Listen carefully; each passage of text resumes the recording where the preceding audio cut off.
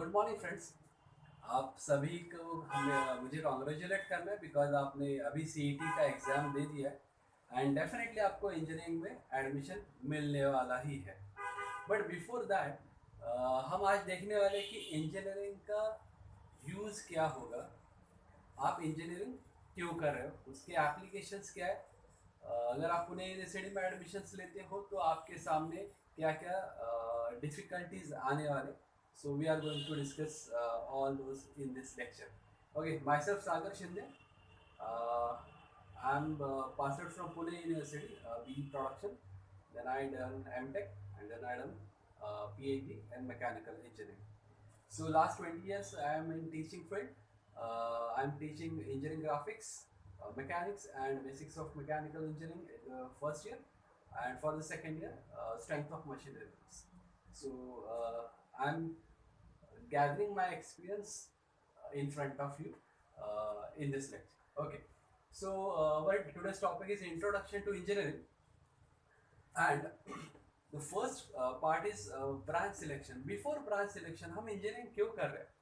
So basically देखो, science एक अपनी जगह है और इंजीनियरिंग अपनी जगह है, दोनों में रिलेशन क्या है बताता हूँ। साइंस में लेट अस से अभी all over the world research चल रहा है कि आप जो मोबाइल फ़ोन यूज़ करते हो, वो आईफोन हो या एंड्रॉयड फ़ोन हो, सो उसकी जो बैटरी है वो लिथियम से बनती है। अब ऐसा कौन सा मटेरियल यूज़ करेंगे सो दैट आपका जो बैटरी है लेट अस से 7 डेज डिस्चार्ज ही ना हो। ये रिसर्च साइंस करे, वो जो ऑब्जेक्ट है वो साइंटिस्ट उस पर काम कर रहे हैं। लेकिन वो अगर मटेरियल मिल गया, उसको इम्प्लीमेंट कैसे करना है कि आपका फ़ोन हीट भी नहीं होना चाहिए, हैंग भी नहीं होना चाहिए, एवरीथिंग वो इंजीनियर वो काम करेगा। So science and engineering hand in hand होते हैं, बट इंजीनियरिंग का एडवांटेज क्या है, वो अप्लाई करते हैं। वो साइंस अप्लाई अगर इंजीनियर ने कर दिया तो लोगों को लग्जरी फील मिलता है, राइट। सो ब्रांच कौन सा सिलेक्ट करें? सो लेट अस से आप कभी किसी टॉलेस्ट बिल्डिंग में गए, लेट अस से वर्ल्ड का टॉलेस्ट बिल्डिंग, तो कितने फ्लोर्स होंगे, कैसे बना होगा, कितना स्टील होगा, कितना कंक्रीट होगा, कितने लिफ्ट्स होंगे, ठीक है। कोई अगर आप कोकन रेलवे अगर ये प्रोजेक्ट देखते हो तो वहाँ अगर आप देखोगे तो बहुत मिट्टी सैंड से भरा हुआ रोड है, बहुत रॉक्स का बेस नहीं है, फिर भी उन्होंने वो प्रोजेक्ट कैसे बनाया होगा। अगर आपको ऐसे टॉलेस्ट बिल्डिंग्स, ब्रिजेस, डैम्स देखकर अगर आपके मन में ये आ रहा है कि ये कैसे बनाया होगा, मतलब आपको कुछ तो सिविल इंजीनियरिंग का इंटरेस्ट है। मैकेनिकल के लिए अगर आप देखो, आप जो वॉच पहनते हो, अगर कोई ख़राब होगा वॉच एंड उसको अगर आपने ओपन किया, ओपन करने के बाद उसमें जो स्पाइरल स्प्रिंग्स होते हैं वो हाथ में भी आप होल्ड नहीं कर सकते, इतने डेलिकेट होते, वो कैसे बनाया होगा। सो ये आपका इंटरेस्ट क्या था, मैकेनिकल इंजीनियरिंग। कोई व्हीकल आपको देखते हो आप, उसमें लिखा होता है 1.2 लीटर्स, किसी किसी में लिखा होता है 1000 सीसी, ये है क्या, इंजन कैसे वर्क होता है। जब ये क्वेश्चन आपके दिमाग में आना स्टार्ट हो जाएगा तो आप मैकेनिकल इंजीनियरिंग में इंटरेस्टेड हो, ऐसा लगता है। ईएनटीसी इंजीनियरिंग जो है, हॉस्पिटल में अगर हम जाते हैं तो ईसीजी निकालते हैं, वो आपने देखा होगा, राइट। वो ईसीजी आता कैसे है, बनता कैसे है, आपने कोई एसएमएस व्हाट्सएप पे डाल दिया तो वहां तक जाएगा कैसे, फैक्स कैसे काम करता है। तो ये क्वेश्चंस आपके दिमाग में आ रहे हैं। आप communication, ENTC electronics and telecommunication branch में आपका इंटरेस्ट है, तो लेटेस्ट से कंप्यूटर, एक आपको एग्जांपल बताऊँ, माइक्रोस में ऐसे एक बार हुआ था कि उनका जो सॉफ्टवेयर रन करने वाला कंपनी है, तो वो 4i टेक्निक यूज़ करते हैं। तो एक पर्सन ने गलती से $1 की जगह $2 डाल दिया, तो all over the world McDonald's के सॉफ्टवेयर में प्रॉब्लम आ गया एंड लोगों को बहुत सस्ता मिलने लगा मैकडॉनल्ड्स का प्रोडक्ट। तो एक आईटी में अगर करेक्शन, आईटी में एक मिस्टेक होता है तो बड़े बड़े बिजनेस को भी प्रॉब्लम हो सकते हैं। आईटी आज कहाँ नहीं है, दैट इज एवरीवेयर। आप बैंक में जाओ, आईटी आपको मिलेगा, सारे मैकेनिकल कंपनीज है, सिविल लाइन हो या टेलीकम्युनिकेशन हो, everywhere is IT. And up to 20 years India में आईटी के लिए बहुत ज़्यादा स्कोप, ठीक है। सो ब्रांच सिलेक्ट आप करते ही हो, आपका जो जनरेशन है बहुत ही होशियार है, मल्टी डायमेंशनल है, तो आपने ये डिसाइड किया ही होगा कि आपका कौन सी ब्रांच आप सिलेक्ट करने वाले हैं। ओके, रिगार्डिंग सीट्स डिस्ट्रीब्यूशन, अगर आप एडमिशन लेना चाहते हो तो कहाँ लेना है आपको? आपके सामने एक होता है गवर्नमेंट यूनिवर्सिटीज एंड दूसरा क्या होता है प्राइवेट यूनिवर्सिटीज। लेकिन आफ्टर 12th आपको आईआईटीज भी जा सकते हो, आप बिट्स पिलानी जा सकते हो एंड वेरियस अभी प्राइवेट बहुत सारे यूनिवर्सिटीज डेवलप हो गए। सो आईआईटीज के लिए मुझे ये आपको बताना है कि जो जेडबलई देते हैं जेडबलई एग्जाम,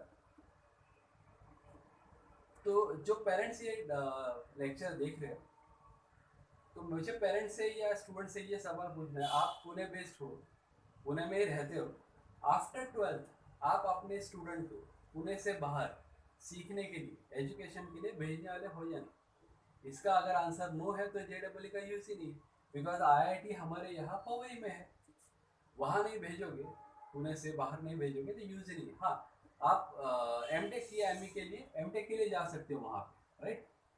सो जो पेरेंट्स अपने स्टूडेंट को 12th के बाद पुणे से बाहर एजुकेशन के लिए भेजने वाले ही नहीं है तो जेडबलई देने का यूज ही नहीं है, राइट। नेक्स्ट, तो हमें क्या देना पड़ेगा?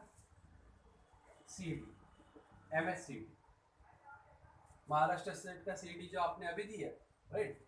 तो सीईटी का सीईटी में अगर आपको सीईटी से आपको इंजीनियरिंग में एडमिशन लेना है तो रिक्वायरमेंट क्या है? देखो, पीसीएम में 50% मार्क्स कंपलसरी है। अगर आपको केमिस्ट्री नहीं होगा तो वोकेशनल भी सब्जेक्ट चलेगा, राइट, वोकेशनल जो आपने दिया है। So 50% marks are compulsory and CET के लिए नॉन जीरो स्कोर चाहिए आउट ऑफ 200 में सिर्फ एक मार्क मिल गया तो भी आपको इंजीनियरिंग को एडमिशन मिल जाएगा, राइट। हाँ, लेकिन जितने ज़्यादा मार्क्स हो उतना ब्रांडेड कॉलेज, अच्छा कॉलेज आपको मिल जाएगा। सो सीट्स डिस्ट्रीब्यूशन में 20% सीट्स मैनेजमेंट के पास होंगी, 15% जेडबलई एंड बैलेंस है 65%। यहाँ एक और बात मैं आपको बताऊंगा, अगर 65% आपके हाथ में सीट्स है तो 15% सीट्स के लिए आप जेडबलई क्यों देते हो, राइट। अगर आपको CUAP ये ब्रांडेड कॉलेज है पुणे का, वो अगर आपको सीईटी में ही मिल जाता है, 100% वहाँ सीईटी स्टूडेंट्स ही आते हैं एंड CUAP इज ऑलमोस्ट उसका ब्रांड जो है, उसकी जो ब्रांड वैल्यू है वो IITs की जैसी ही, राइट। तो CUAP में आपको एडमिशन मिल जाएगा। पुणे के बहुत सारे ब्रांडेड इंस्टीट्यूट्स हैं, so no need to go for जेडबलई एग्जाम। आपके मैं जूनियर्स के लिए बता रहा हूँ, ओके, एंड ओवरऑल आपको पता हो इसलिए बता रहा हूँ, ठीक है। तो ये कौन देता है जेडबलई? किसको देना है? अगर कोई महाराष्ट्र के बाहर रहता है और उसको महाराष्ट्र में आप एजुकेशन के लिए आना है तो वो जेडबलई कोटा से आएगा। आपको यहाँ से बाहर जाना हो तो आप भी 15% जेडबलई कोटा से जा सकते हो, राइट। मैनेजमेंट सीट वो मैनेजमेंट के पास होते हैं तो ये डिस्कस करने की जरूरत नहीं। राउंड्स कौन कौन से होने वाले पुणे यूनिवर्सिटी के लिए? They are 3 rounds, okay. Third round जो होगा वो जनरल होगा, यहाँ कोई रिजर्वेशन नहीं होगा। मैं बताना ये भूल गया कि पीसीएम में 50% एंड अगर रिजर्वेशन हो तो 45% चल जाएगा, ठीक है। तो round 1, 2 and 3, there are 3 rounds. First round में ही आपको एडमिशन मिल गया तो वो लेना ही है। रीज़न इज 95% लोग यहाँ पर एडमिशन ले लेते बिकॉज सेकेंड राउंड में बहुत कम सीट्स बचते हैं और उसके लिए मेरिट फर्स्ट राउंड से भी ज़्यादा हो सकता है। सो फर्स्ट राउंड में जो भी आपको कॉलेज मिलता है आपको लेना है, तो आप मतलब वही अच्छा रहेगा। सेकेंड राउंड में अच्छा कॉलेज मिलने के चांसेस नहीं है। थर्ड राउंड में रिजर्वेशन नहीं होता, जो भी सीट्स है उस कॉलेज में जाकर आपको एडमिशन लेना होता है, राइट। ठीक है, ये सारी बातें मैंने आपको बताई। अब आप कहोगे कि पुणे यूनिवर्सिटी में अगर एडमिशन चाहिए तो कौन सा कॉलेज अच्छा है? देखो, मैं किसी कॉलेज की प्रमोशन नहीं कर रहा हूँ, मैं 20 ईयर से यहाँ पर हूँ। सारे कॉलेजेस को, सारे स्टाफ को मुझे पता है कि वहाँ क्या होता है। माय एक्सपीरियंस से मैं ये आपको कॉलेजेस दे रहा हूँ, तो नॉट नेसेसरी कि आपको यही देनी, या मेरा कोई ऐसा दावा नहीं कि ऐसा ही करेक्ट है। तो लेट अस से आपने पहला कॉलेज डाल दिया CAP, लेट अस से आपका ब्रांच है कंप्यूटर, तो कंप्यूटर हो या IT ब्रांच हो, दोनों के लिए ऑलमोस्ट 35 सब्जेक्ट तो सेम ही रहता है। So there is no difference between computer and IT। Job तो आपको वही करना है, ठीक है। लेकिन कंप्यूटर हो या IT हो, तो आप जब COP को ऑप्शन देते हो तो IT के दो ऑप्शंस हो सकते हैं और कंप्यूटर के दो ऑप्शंस हो सकते हैं। कैसे? एक होता है फर्स्ट शिफ्ट। ओके, उसका कोड जो होगा, हर एक कॉलेज का जो कोड होता है, उस कोड में आप देखोगे लास्ट दो नंबर जो है, लास्ट दो डिजिट्स, वो होते हैं 10 मतलब फर्स्ट शिफ्ट, 20 मतलब सेकंड शिफ्ट। वैसे कंप्यूटर का भी हो सकता है first shift and second shift. एक कॉलेज में आपको अगर एक ब्रांच चाहिए, लेट अस से कंप्यूटर, तो आप चारों के लिए अप्लाई कर सकते हो।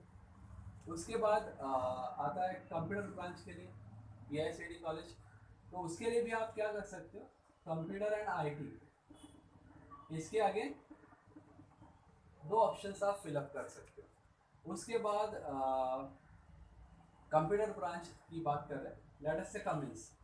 इस केस में हम कोई प्राइवेट यूनिवर्सिटीज को नहीं लेने वाले। Reason is private universities, let us से MIT यूनिवर्सिटी हुआ, VIT यूनिवर्सिटी हुआ, DY पाटिल यूनिवर्सिटी हुआ, तो वहाँ उनका जो एडमिशन है वो CET पर नहीं होता, MS CET पर उनका पेरा करके एक एग्ज़ाम आता है एंड वो देकर आपको वहाँ पर एडमिशन मिल सकता है। तो वो हम यहाँ पर डिस्कस नहीं करते, राइट।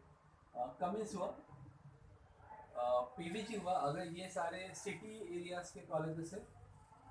देन वाडिया कॉलेज हुआ, AISSMS, and after that model college, modern engineering college. Wadia college का नाम है modern engineering college, right, modern college of engineering. और मॉडर्न जो सोसाइटी है, मॉडर्न कॉलेज जो है वो PS college of engineering, PS modern college of engineering. And Wadia का जो है ना वो मॉडर्न सोसाइटी,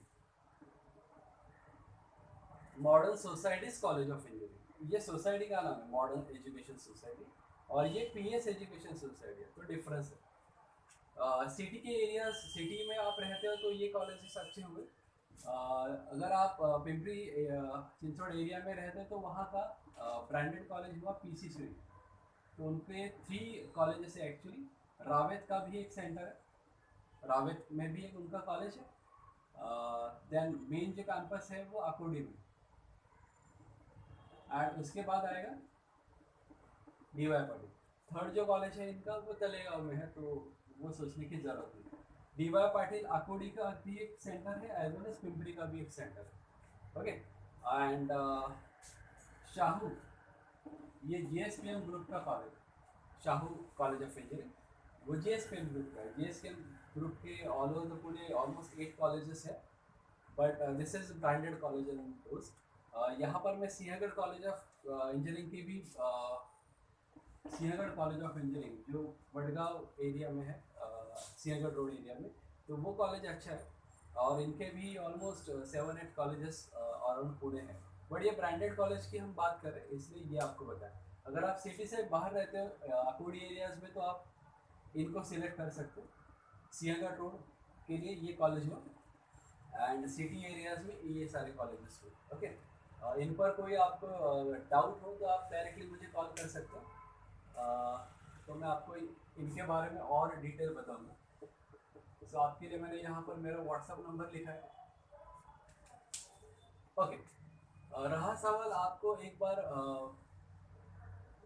पुणे यूनिवर्सिटी में एडमिशन मिल गया। Okay, before that one thing is remaining, ये कॉलेजेस फिलअप कैसे करने हैं, फॉर्म कैसे फिलअप करना होता है, तो उसके बारे में अगर आपको कोई भी गाइडेंस चाहिए, व्हाट्सअप नंबर मैंने यहाँ पर डाल दिया। सिर्फ एक दो बातें बता दो कि आपको ऐसा लगता है कि मेरे मेरिट पर मुझे वाडिया कॉलेज मिल जाएगा, ऐसे मत सोचो। आपके मेरिट पर क्या होगा ये कोई नहीं बता सकता, बिकॉज सब, अगर CET के वजह से सबका मेरिट डाउन हो गया ना, तो लास्ट ईयर के मार्क्स को कोई वैल्यू नहीं, राइट। तो करना क्या होता है कि आपको कितने भी परसेंटेज हो, आप COP से स्टार्ट करो, from the first college to the last college. Almost 100 आपको ऑप्शन देने होते हैं, तो ये बहुत कम आप दे रहे हो, तो स्टार्ट आप COP से करो। ऐसा मैं क्यों कहता हूँ, बिकॉज अगर आपको कम मार्क्स है ऐसा आप सोचते हो, लेकिन आप ऐसा सोच रहे हो कि आपको लेटर से AISSMS कॉलेज मिल जाएगा, ठीक है, लेकिन मेरिट डाउन होने की वजह से आपको लेटर से PVG कॉलेज मिलने वाला है, या वाडिया, आपके जो ऑप्शन है उसके ऊपर कॉलेज मिलने वाला है। तो वो आपको मिलेगा नहीं बिकॉज आपने ऑप्शन में डाला ही नहीं। तो start from first college. Okay, अगर आपने जो कॉलेज CUEP का नाम डाला ही नहीं और आपको मिल गया, आपको मिल सकता था लेकिन मिलेगा नहीं बिकॉज आपने लिस्ट में डाला ही नहीं, राइट। नेक्स्ट, हाँ, इसमें और एक बात बता दूं कि मैं ऐसा क्यों कह रहा हूँ, बिकॉज मेडिकल के जो एडमिशन्स होते हैं वो पैरेलल ही चलते हैं। जिसको मेडिकल में एडमिशन मिल जाएगा वो CUEP छोड़ देता है। आप लास्ट ईयर CUEP के 93 सीट्स वैकेंट थे बिकॉज लोगों ने क्या किया कि IITs में एडमिशन मिल गया, बिट्स पिलानी में एडमिशन मिल गया, या मेडिकल में एडमिशन मिल गया, तो वो अच्छा कॉलेज छोड़ देते, ठीक है ना। तो मेरिट चेंज होता ही रहता है। तो लास्ट ईयर के मार्क्स को कोई इंपॉर्टेंस नहीं है, आप जो कॉलेज की लिस्ट बनाओगे that is important. Pune university में आपको एडमिशन मिल गया तो आपको पता होगा पेपर पैटर्न चेंज हो चुका है, वो है 30 and 70 pattern. Okay, written exam होता है। अब ये 30 मार्क्स का exam and 70 marks, total 100 marks for one semester for one subject. तो आपका कॉलेज लेटर से 1 जनवरी को स्टार्ट हुआ, तो आपका पहला एग्जाम 5th वीक में होगा, मतलब February 1st वीक, 30 मार्क्स का एग्जाम। और उसमें सिलेबस होगा 33%, मतलब 6 यूनिट से 2 यूनिट्स पर आपका एग्जाम होगा। And after 18th week, let us say in the month of May 1st week, May 1st या 2nd, वो 70 मार्क्स का एग्जाम होगा और इसके लिए आपको आउट ऑफ 6 4 यूनिट्स होगी। ओके, मतलब 66% सिलेबस। लेकिन ऐसा होता है क्या, ड्यू टू कोविड, आपको पता है ऐसा हुआ ही नहीं। फेब के फर्स्ट वीक में कॉलेज स्टार्ट हुआ एंड अप्रैल में उन्होंने 70 मार्क्स का भी एग्जाम ले लिया था एज वेल एज 3 मंथ्स में पूरा सेमेस्टर क्रंच हुआ था। आफ्टर दैट मई में कॉलेज स्टार्ट हुआ एंड अगस्त में फाइनल एग्जाम हुआ, अगेन वो क्रंच हुआ था। सो टाइम मिला नहीं स्टूडेंट को पढ़ाई करने के लिए। ये बात अलग है कि ऑनलाइन एग्जाम था, गूगल या बुक्स देकर जिन्होंने एग्जाम दिया होगा, तो कॉपी केस भी उतने ही यूनिवर्सिटी ने निकाल लिए उन स्टूडेंट को। वो एक तो वो री एग्जाम करने के लिए कह रहे हैं, या उस सब्जेक्ट का एग्जाम फिर से देने के लिए कह रहे हैं, या टोटल ऑल सब्जेक्ट का एग्जाम देने के लिए कह रहे हैं। तो यहाँ कॉपी प्रॉब्लम तो बहुत होता रहा। रिजल्ट भी बढ़ गया बिकॉज ऑनलाइन एग्जाम था इसलिए। लेकिन अब इस साल से रिटन एग्जाम होने वाला है, चाहे आपके लेक्चर्स, कॉलेज के लेक्चर्स ऑनलाइन हो, एग्जाम रिटन ही होने वाला है, ठीक है। सो पुणे यूनिवर्सिटी जब आप एडमिशन लेते हो तो पेपर रिप्रेजेंटेशन कैसे होना चाहिए आपको पता नहीं, राइट। सो पेपर किस तरह से लिखोगे तो आपका स्कोर होगा, ये आपको पता नहीं, राइट। स्कोरिंग से जो सब्जेक्ट निकल के आता है वो है, अगर मैं ये रब करता हूँ, स्कोरिंग की मैं बात क्यों कर रहा हूँ, बिकॉज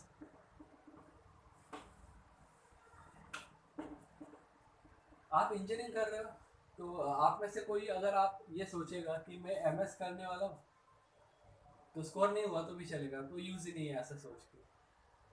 अगर आप ऐसा सोच रहे हो कि इंजीनियरिंग करके हमें जॉब करना है, तो 90% तो लोग यही कहते हैं। तो प्लेसमेंट इज़ इम्पॉर्टेंट। आप कोई भी कॉलेज सेलेक्ट करो, उसमें प्लेसमेंट तो मिलना चाहिए, राइट। सो प्लेसमेंट के लिए उनका कंडीशन क्या होगा। सो पहले वो B फर्स्ट क्लास मांगते थे। कोई कॉलेज में कंपनी आता है, मल्टीनेशनल हो नेशनल हो, B फर्स्ट क्लास चाहिए था उनको पहले। Okay, 10 years back. Then let us से तब का पैकेज था 2-3 lakhs per month, per year, per annum. Okay, now days वो दे रहे हैं 5 to 6 lakhs पर एनम। तो उनकी एक्सपेक्टेशन बढ़ गई, B अब आपको चाहिए डिस्टिंक्शन होल्डर। एंड आपके केस में अगर आपको 7 to 8 या उससे अबव पैकेज चाहिए तो कंपनी का डिमांड भी बढ़ेगा। जितना आप स्कोर करते हो उतना आपको पैकेज अच्छा मिलने के चांसेस है। ये बात अलग है, कुछ लोग फिल्म देख कर आते हैं, वो कहते हैं नहीं एक्सेलेंस के पीछे भागो, सक्सेस आपके पीछे आएगा। भैया, सक्सेस एक्सेलेंस कब मिलेगा, कैसे पता चलता है कि आप किसी सब्जेक्ट में अच्छे हो, अच्छा आपके पास नॉलेज है, ये कैसे पता चलता है, मार्कशीट से पता चलता है। आपके पास बहुत नॉलेज है तो दूसरे को कैसे पता चलेगा, there is a paper called as marksheet, marksheet से पता चलता है, राइट। तो प्लेसमेंट इस पर ही होते। अगर किसी को फर्स्ट क्लास नहीं है होगा, डिस्टिंक्शन नहीं होगा, वो प्लेसमेंट के लिए अप्लाई कर ही नहीं सकता, राइट। तो for the placements paper representation का टेक्निक आपको पता होना चाहिए, हाउ टू स्टडी इंजीनियरिंग वो आपको पता होना चाहिए। तो आप स्कोर कर सकते हैं, राइट। एंड स्कोर किया तो आपको प्लेसमेंट मिल जाएगा। किसी को ऐसा लगता है कि मैं एमटेक करूंगा या बाहर जाऊंगा, फिर भी स्कोर इज विजिबल। मैं एक एग्जांपल बताता हूँ। हमारा एक स्टूडेंट था बी में, उसने गेट एग्जाम, आपने शायद सुना होगा, एमटेक के लिए वो ज़रूरी। बी का फर्स्ट सेम कब स्टार्ट होता है? इन द जून, और वो चलता है अप टू दिसंबर, ठीक है। एंड सेकेंड सेम जो स्टार्ट होता है वो जनवरी में स्टार्ट होगा, मई में एंड होगा। और गेट का एग्ज़ाम फेब फर्स्ट वीक में आता है।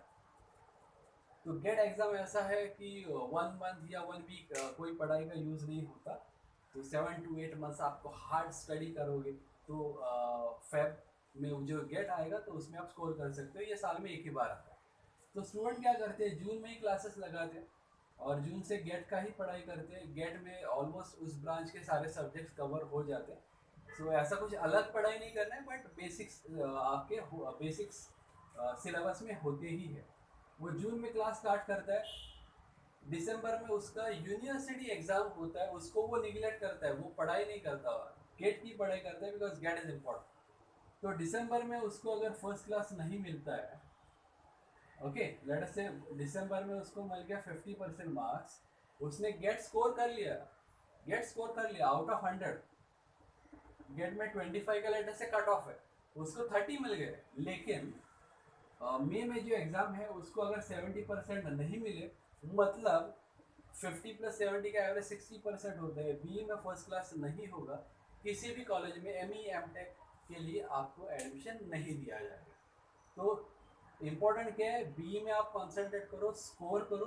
बी होने के बाद गैप लो, बी होने के बाद नेक्स्ट ईयर जून से स्टार्ट करो एंड गेट की पढ़ाई करो। गेट ऐसा एग्जाम नहीं कोई भी आएगा 1 महीने में पढ़ाई करके स्कोर करेगा, ऐसा एग्जाम है ही नहीं। ओके, सो जो भी इम्पोर्टेंट इंजीनियरिंग के रिलेटेड बातें हैं वो आपको मैं बता रहा हूँ, सो दैट आप ये ना कह सको कि हमें पता नहीं था, right. Related to attributes, engineering complete करने के लिए, अच्छे से कंप्लीट करने के लिए आप में क्या होना चाहिए? तो टैलेंट हुआ तो अच्छा ही है, बट टैलेंट के साथ साथ सिंसियरिटी एंड कंसिस्टेंसी बहुत इंपॉर्टेंट है। एक एग्जांपल है सचिन तेंदुलकर एंड विनोद कांबली। दोनों क्रिकेट खेलते थे। 89 में दोनों ने टेस्ट खेलना स्टार्ट किया था इंडिया से। दोनों बचपन से फ्रेंड थे, दोनों मुंबई से।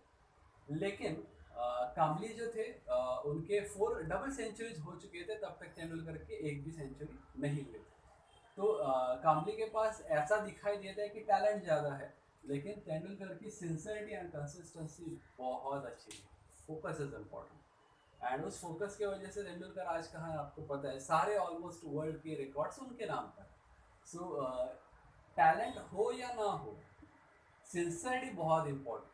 टैलेंट हुआ तो और अच्छी बात, नहीं होगा तो भी सिंसियरिटी होनी चाहिए, कंसिस्टेंसी होनी चाहिए, तो आप इंजीनियरिंग में आप अच्छा सक्सेस पा सकते हैं। रिलेटेड टू बुक्स, आपको ऐसे बहुत सारे स्टूडेंट मिलते हैं कि कोई छोटा सा बुक रेफर कर दिया और एग्ज़ाम पास कर लिया, स्कोर नहीं होता उनसे।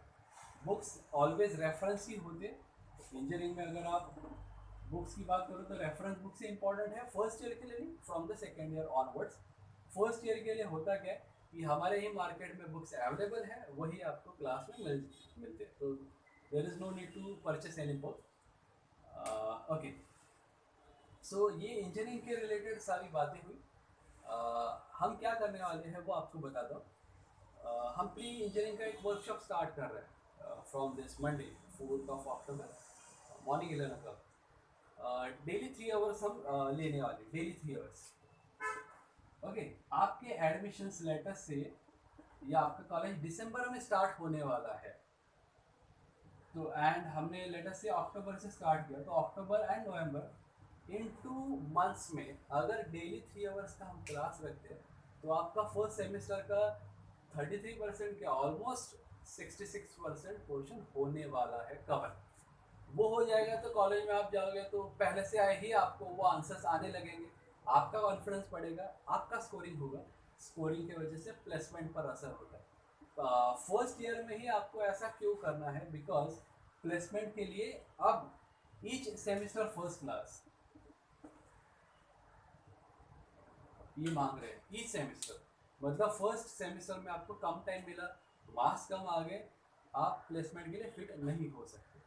सो हम फर्स्ट ईयर के लिए लेट अस से 2 मंथ्स का ये जो कोर्स है, इसमें हम सिलेबस कवर कर रहे हैं।